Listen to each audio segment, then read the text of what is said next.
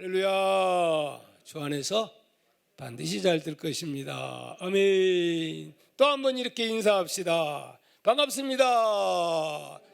즐거운 성탄을 맞이해서 성탄의 기쁨이 여러분의 것이 되시기 바랍니다. 아멘. 그렇죠.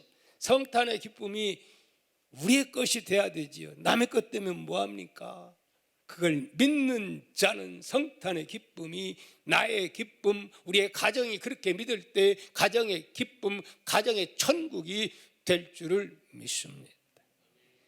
천국과 지옥은 간단합니다. 여러분, 순간 잘못 깨달으면 지옥행이고 순간 깨달으면 천국행입니다.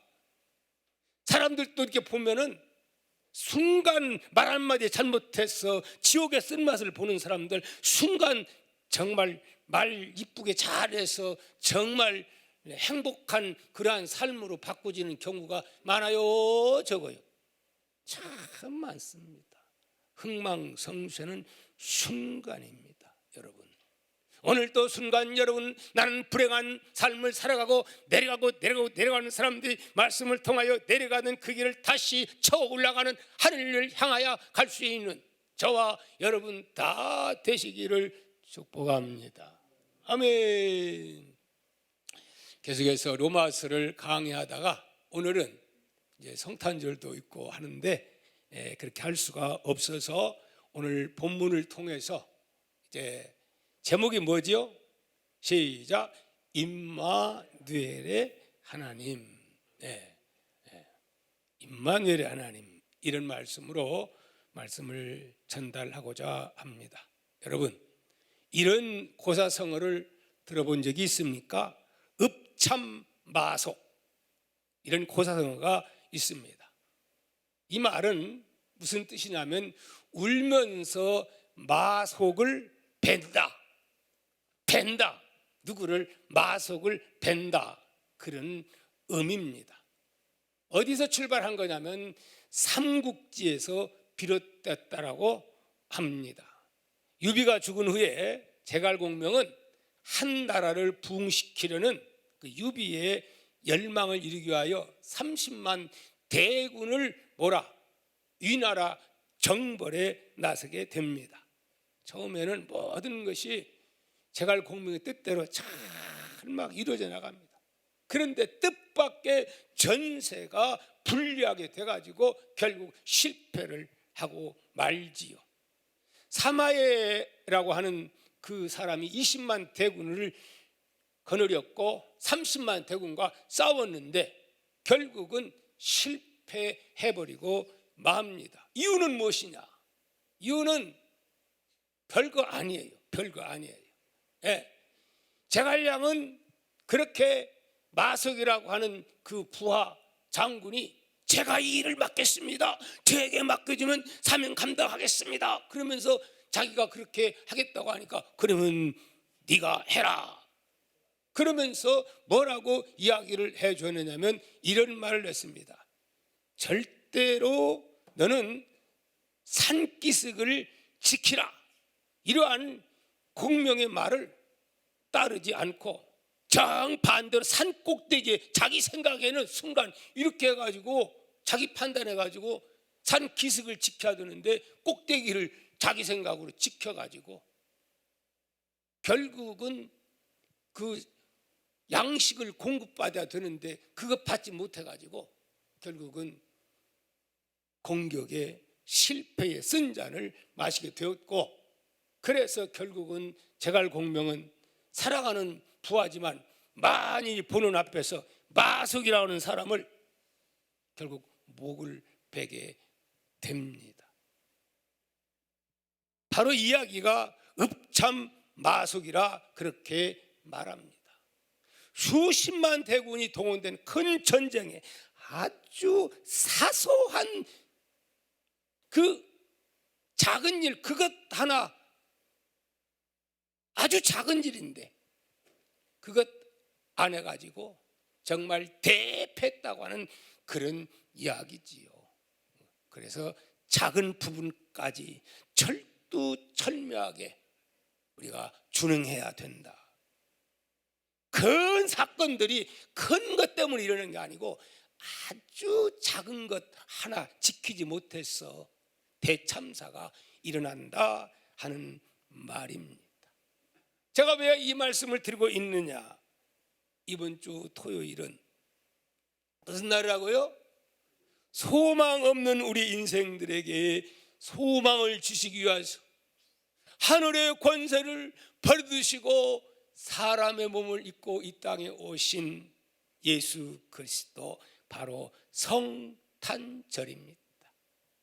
자, 그런데 우리가 이 성탄절을 맞이하게 되는데 이 예수 그리스도의 탄생을 예의주시해 보면 참으로 놀라움을 금할 길이 없습니다. 여러분, 마귀는 예수 그리스도가 이 땅에 오기를 원할까요? 방해해 놓을까요? 구석을 방해해 놓을까요? 안 방해해 놓을까요?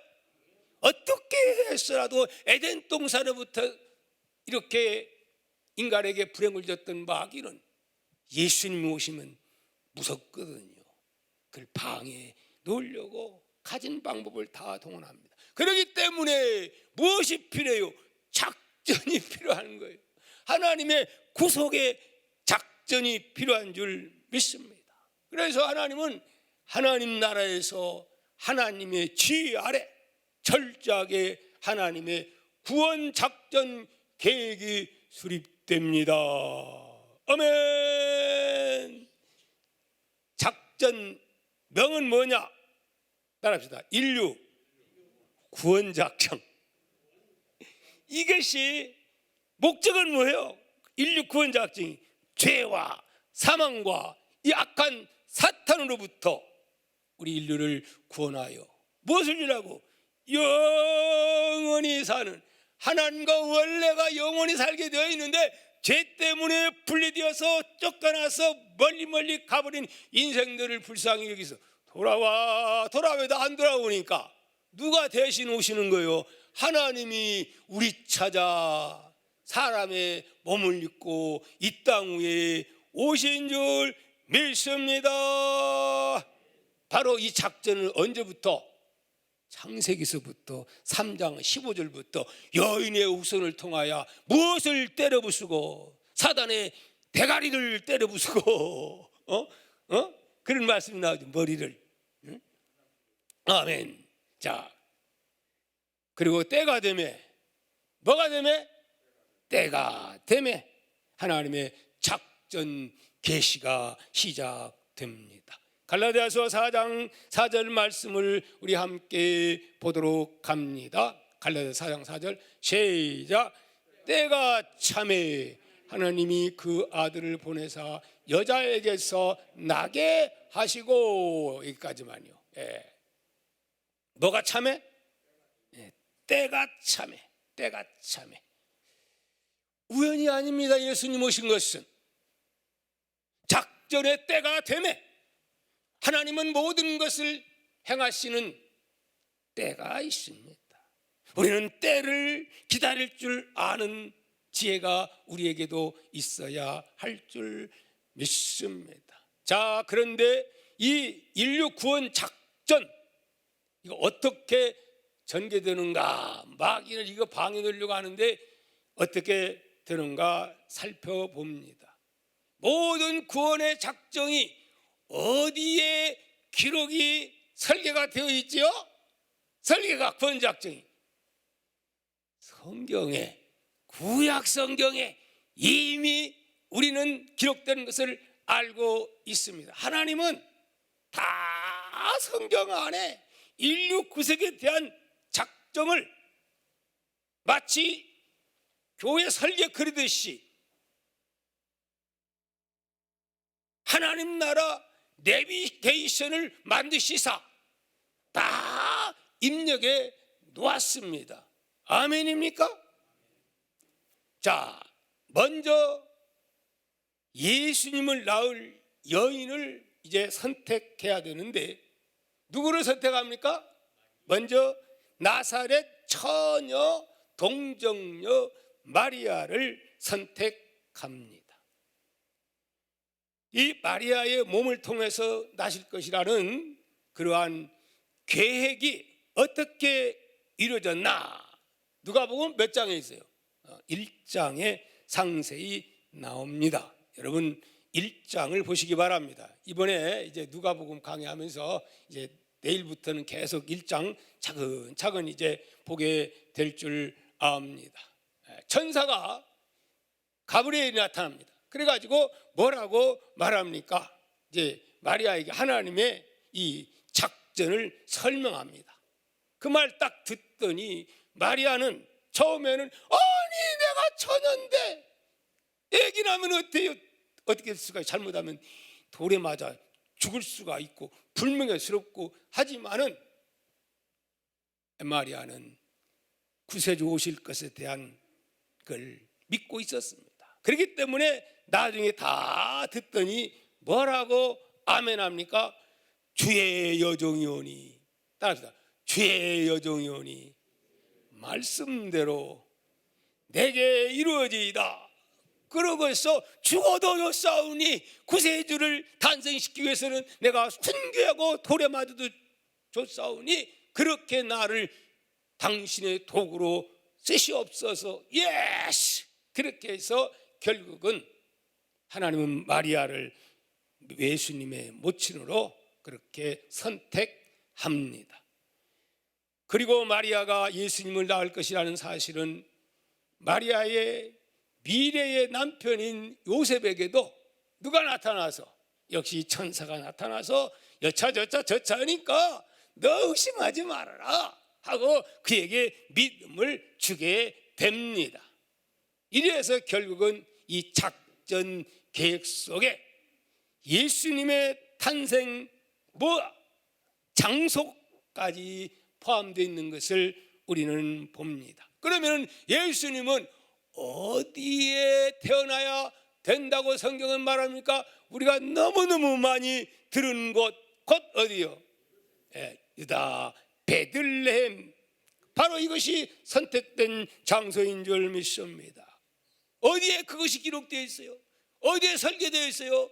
이미 하나님은 이걸 설계하고 이미 집어넣어 놨어요. 선지자를 통해서. 예수님이 오기 전 700년 전에 미가를 통해서 미가가 예언합니다. 우리 읽습니다. 5장 2절 시작. 베들레헴 에브라다야 너는 유다 족속 중에 작을지라도 이스라엘을 다스릴 자가 내게서 내게로 나올 것이라. 그의 근본은 상고에 영원에 있느니라. 아멘. 어디에요? 베들레헴 에브라다야. 에브라임 족속. 이 에브라다야. 에브라임 지역에 있는 것입니다. 그래서 바로 이곳은 어떤 곳이냐? 다윗의 고향입니다. 다윗의 마을입니다. 바로 이곳에 메시아를 보낼 것을 하나님은 이미 예언을 해 주었습니다. 그러면 왜 꼭 이 베들레헴에 탄생해야만 되는 것인가? 바로 이 다윗을 통해서 하나님은 메시아를 성경 보면 무수히 나옵니다. 내 후손을 통해서.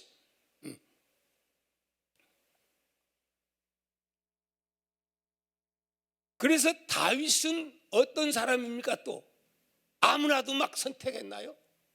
다윗은 이스라엘의 역사상 가장 위대한 왕으로, 물론 실수가 있긴 있어, 잘못도. 하지만 하나님이 볼 때는 내 마음에 가장 합한 자라고 하나님은 다윗을 그렇게 칭찬을 합니다. 다윗이 다스렸던 그때는 영토가 가장 큰 때였습니다. 그리고 또 하나님을 경외하는 믿음에 있어서 다윗은 독보적인 그러한 존재였습니다. 그래서 성경을 읽다 보면 왕들을 평가할 때 간단합니다. 뭐라고 말하냐? 다윗처럼 정직했다, 못했다. 그렇게 딱 끝나는 거예요. 그러니 다윗이 하나의 자가 되는 거예요. 평가 기준이 다윗을 중심해서 그렇게 말하는 것을 보게 됩니다. 그리고 결국 이스라엘 백성들은 메시아를 고대하고 기다리는데 언제부터 더욱 열망합니까?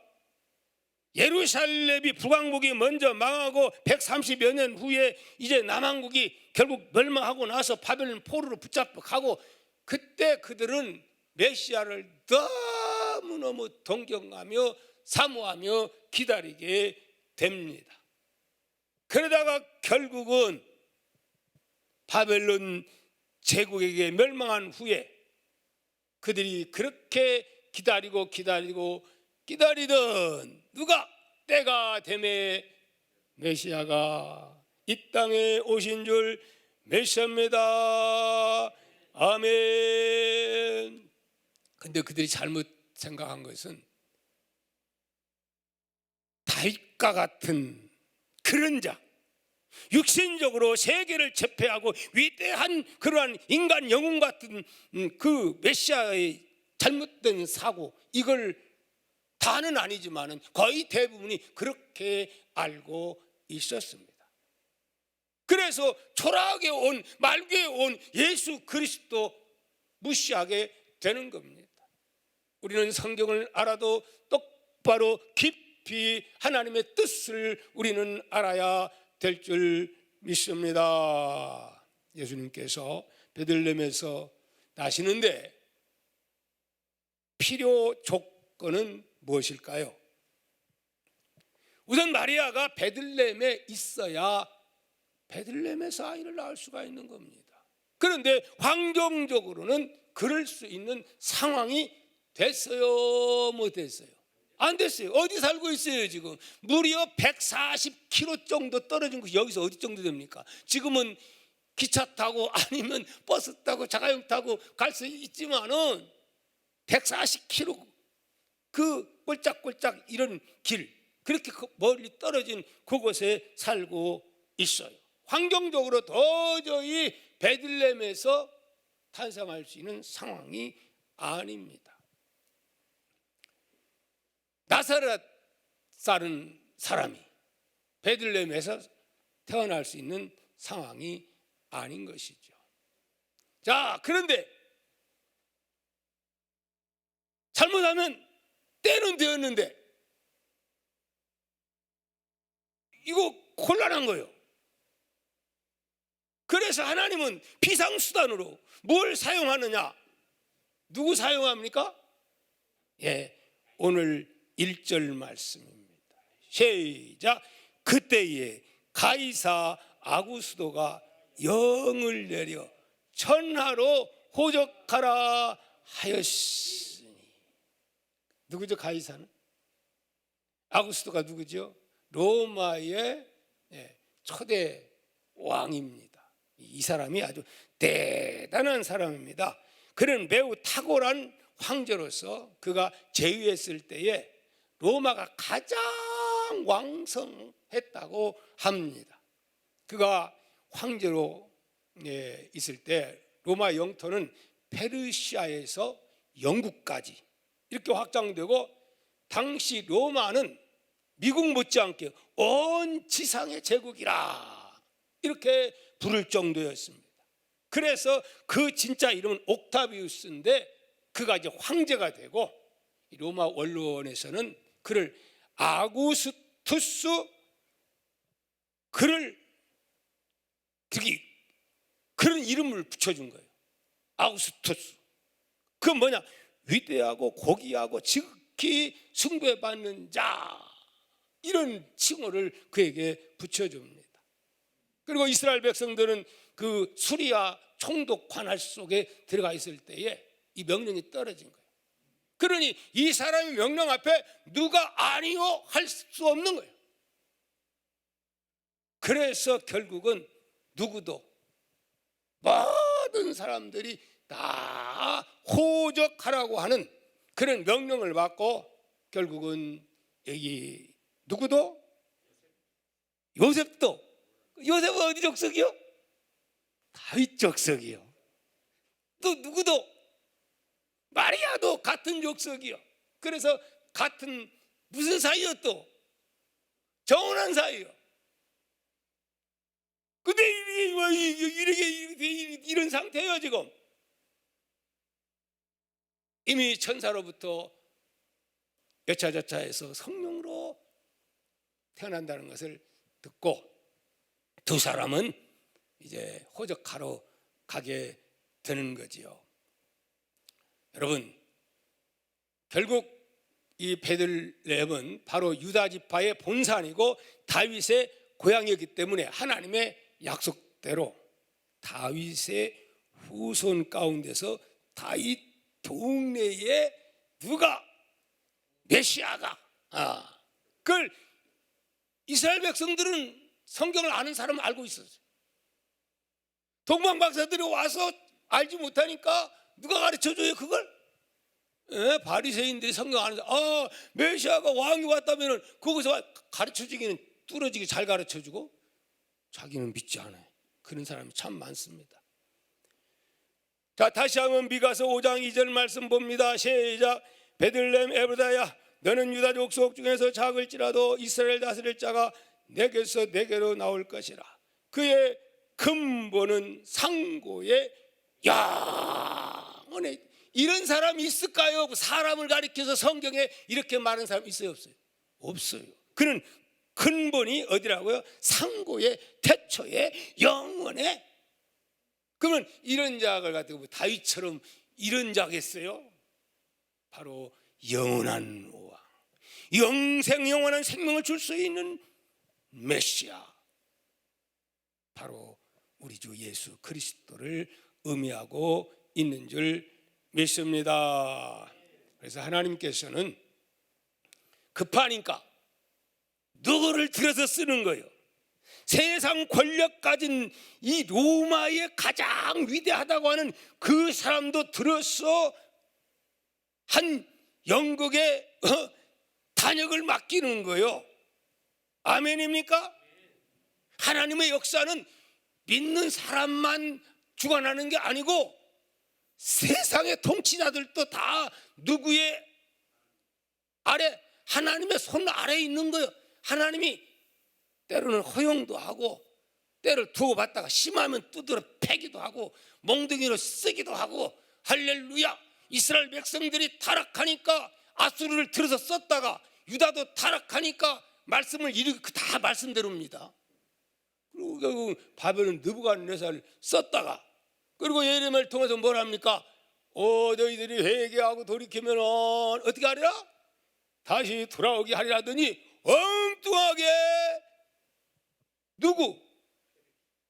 페르시아의 하나님도 안 믿는 전혀 모르는 고레스의 마음을 움직여가지고 돌아가라 이렇게 해가지고 결국은 다시 돌아오는 포로 생활 70년 이후에 놀라운 회복의 역사가 일어났기에 오늘날의 이스라엘이 존재하게 된 줄 믿습니다. 그런데 안타까운 것은 저들은 메시아가 왔지만은 다윗 같은 그런 메시아, 온 세계를 통치하는 그런 메시아를 저들은 지금도 기다리고 있으니 참으로 안타깝기 그지 없습니다.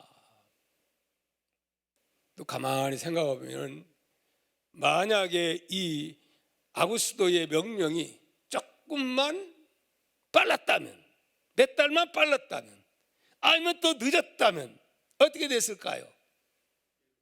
그리고 또 며칠이요? 무려 이 140km 같으면 임신해가지고 길도 먼데 여러분 보통 한 빨리 걸으면 40km 걷는답니다. 그럼 며칠 걸리겠어요? 이틀?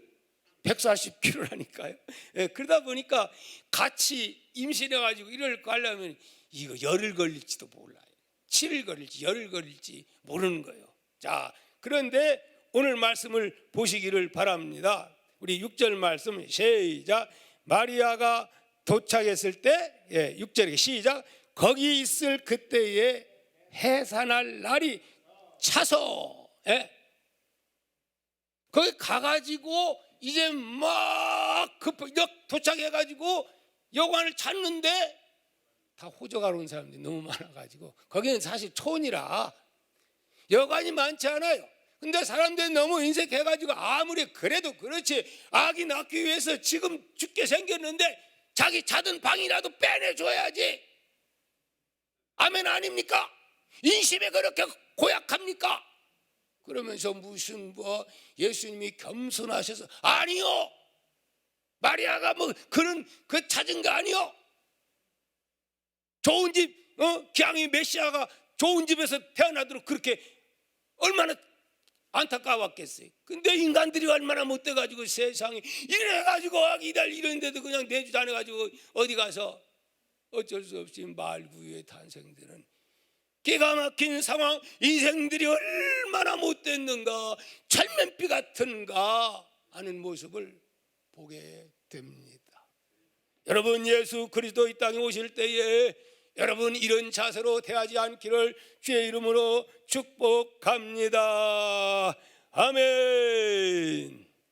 결국 이렇게 함으로 우리 하나님의 예수님 이 땅에 보내시는 이 성탄의 작전은 성공했어요, 못했어요? 네, 성공하고 맙니다. 여러분,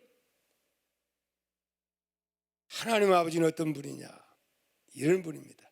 당신이 마음 잡수시면 누가 어떻게 해도 반대해도, 강아지가 짖는다 할지라도 귀찮은 구원 열차는 멈출 수가 있다 없다?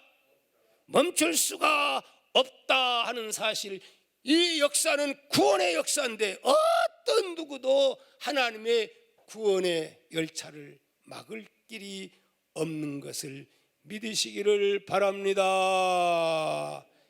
예수님의 탄생은 사실 작전의 시작일 뿐이었습니다. 그 후에 예수님께서는 이제 30살쯤 될 때까지 사생애를 사시면서 때를 기다리십니다. 그리고 세례 요한이 먼저 유대 광야와 요단강에 등장합니다. 예수님께서도 메시아 사역을 같이 시작합니다. 누가 먼저 시작합니까? 먼저 세례 요한이 6개월 먼저 와서 길을 닦습니다. 광야의 소리로서 길을 예비하라, 왕이 오신다, 메시아가 오신다, 회개하라, 막 그러면서 예수님을 위해서 외쳐대는 광야의 소리죠.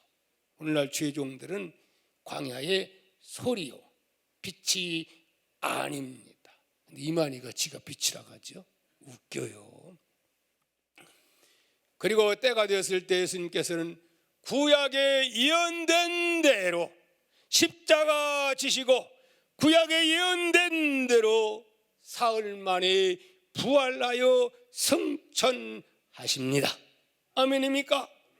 이 모든 과정에 하나님의 구속사는 조금도 착오 없이 하나님의 작전 계획 그대로, 성경 그대로 지금도 이루어져 가고 있는 현재 진행형인 줄 믿습니다. 그래서 마태복음 26장 56절은 이렇게 말합니다. 같이 읽습니다. 시작. 그러나 이렇게 된 것은 다 무슨 글을? 선지자들의 글을 이루려 함이니라 하시더라. 설계대로 하시는 거예요. 고린도전서 15장 3, 4절 시작. 내가 받는 것을 먼저 너희에게 전하였노니 이는 뭐대로? 성경대로 그리스도께서 우리 죄를 위하여 죽으시고 장사 지는 바 되셨다가 성경대로 사흘 만에 다시 살아나사라고 말씀하고 있음을 믿으시기를 바랍니다. 이처럼 하나님께서는 지금까지 조금도 착오 없이 인류 구속 작전을 지금도 진행하고 계심을 여러분 믿으시기를 바랍니다. 그 복음은 마침내 어디를 대서양을 건너 신대륙 아메리카로 이 태평양을 건너 그 다음에 어느 땅으로 내가 살고 있는 이 대한민국 조선 땅으로 복음이 건너와서 오늘의 40년 전에 그 이름 동아교회가 등대교회로 시작했다가 10년 후에 동아교회로 바꿔져서 오늘에 이르게 되었고, 여러분이 동아교회 안에, 하나님 나라 안에 지금 거하고 있는 줄 믿습니다. 아멘. 결론으로 말씀드립니다. 이 모든 것들은 절대로 여러분이 여기 와 있는 것도 우연이 아닙니다. 놀라운 신비입니다. 최고의 축복입니다. 하지만 우리가 알아야 할 것은, 우리는 지금 이렇게 평안하게 뜨뜻한 데서 예배를 드리고 코로나바이러스가 기승을 부린다 하지만은 그래도 우리는 행복자입니다. 왜 행복자입니까? 우리는 예수 안에 있기 때문에 죽어도 영생의 하나님 나라에 천국에 갈 수 있는 자격이 있는 자들이기 때문에. 할렐루야. 그런데 이것이 그냥 저절로 주어졌습니까? 아닙니다. 여기까지는 수많은 핏값이 지불되었기에, 선교자의 피 흘림이 있었기에 오늘의 종이 있고 여러분이 있는 줄 믿습니다. 그래서 바울은 뭐라고 말합니까?